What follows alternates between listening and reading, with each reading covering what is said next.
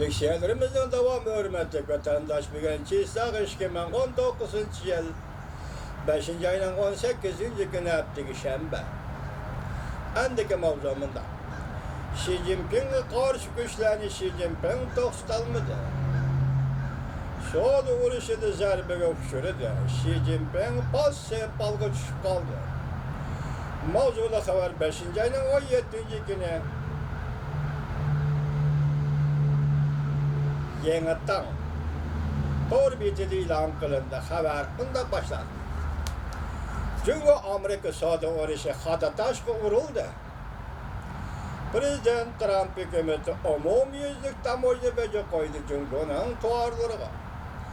Jungoning qayta zarba berish vositasi o'ziga o'zi ziyon solishdan boshlandi. Butunlay pasib balga tushib qoldi Jungo. Amerika matbuotlari Jungoning pasib balga tushib qolish sabablari to'g'risida to'xtalganda bundaq ko'rsatdi. Balkim Jungoning ichki qismida Xi Jinpingga qarshi turuvchi kuchlar zo'rayib ketdi. Yoki Xi Jinping bu kuchlarni jimiqtira olmadi. Endi qani Xi Jinping bu qarshi kuchlarni qandoq jimiqtiradi? Agar jimiqtira olmasa, o'xshashlar Amerikaning tamoyil baji zarbisiga davomli uchraydi. Amerika hasilab tamoyil baji qo'yib Kompartiya bir necha kun jim turgandan keyin Jungoning Amerika qaratgan ko'z qarashlarida tuyuqsizla o'zgarish paydo bo'ldi. Jungoning matbuotlari Amerika Qo'shma Shtatlariga qora surkashga boshladi. Birdan mundaq deydi, deydigan so'z iboralarni ishlatib, Amerikani ayblashga boshladi. Jungoda xalq orasida ham Amerika qarshi turish kayfiyatini quturtishga boshladi. 11-navbatlik savdo suhbatiga kirganda ikki taraf Jungoda tuyuqsizla Amerikani cheklashga boshlagan. Buyuk İran orbitining obzorchisi Zhu Shaohui tahlil qilib bunday ko'rsatdi. Jungo Kompartiyasi kelishim tez arada imzolanadigan bir vaqtda kelishimni yirtib o'tdi. Fikr ifodasi shu bo'ldiki, Jungo kelishimga samimiy muomala qilmadi. Shundaqla Beijing kelishim imzolash samimiyati yo'qligini bevosita ifodaladi.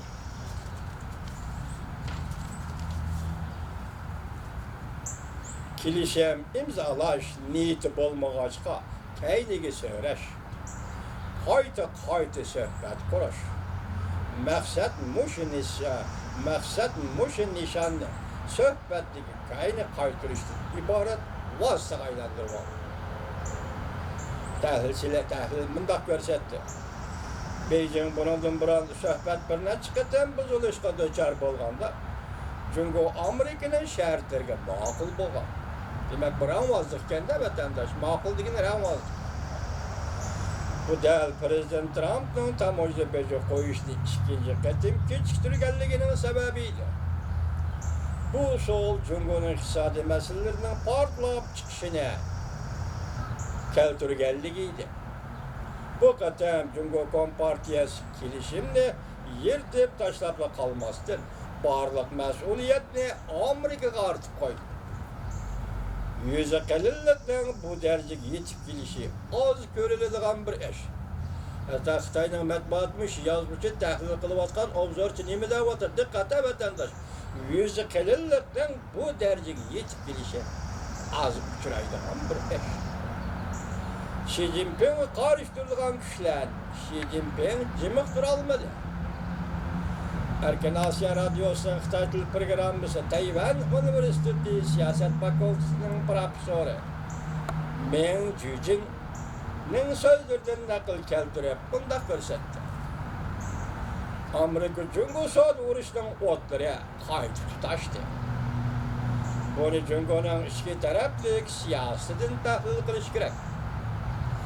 Aslida kelishimga darhol imzo qo'yilishi kerak edi. Bundan xalqaro moliya xalqaro moliya bozorimi faol bo'lgan edi.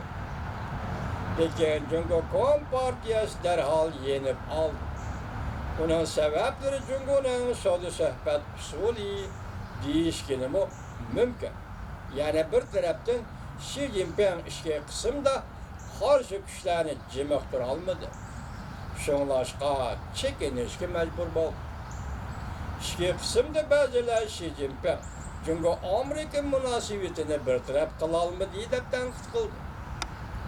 Xi Jinping tuzum afzalligiga tayinib, savdo urushida g'alaba qilishga kelsak, bu o'ng'ay ish emas. Jungoning tuzum afzalimiz, bu afzal tuzum orqali savdo urushida g'alaba qilmoqchi bo'lgan emish. Jungo. Bu unda o'ng'ay ish emas edi deydi mevzuchi. Bu Prezident Trumpga sal qaraganlik. Vaziyatni xato mo'ljallanganlikda. Bek İran avvastalar bizga hukmronlik qilyotdi mavzuliq maqolasida bunda ko'rsatdi.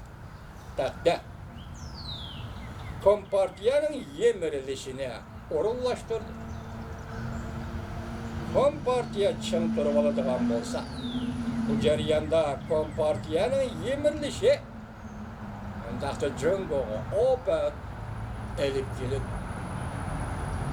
Agar yemirilishni Kompartiya yaxshi o'rinlashtiradigan bo'lsa, ilohiyat Kompartiyaga chiqish yo'li beradi.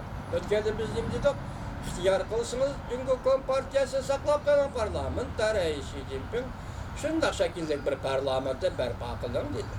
Hozir bu yerda Bek İran tor bitimi shunday da'vatlar hurmatli vatandoshlar.